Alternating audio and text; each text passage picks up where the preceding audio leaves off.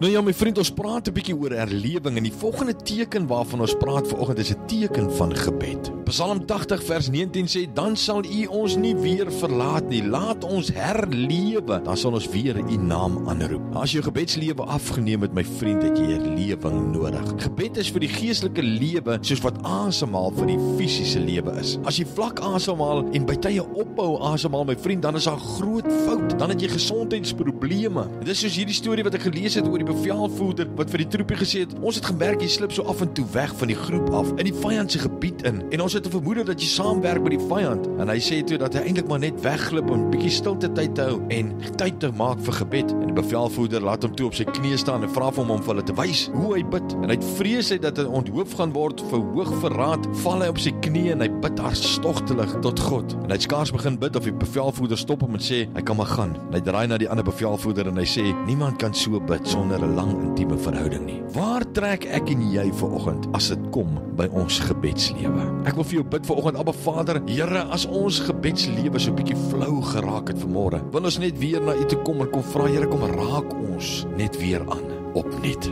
Here, wil U vir ons gee wysheid en krag en insig, Here, dat ons meer tyd in die teenwoordigheid sal spandeer en dat ons meer hierdie gesprek met U sal hê, in Jesus se naam.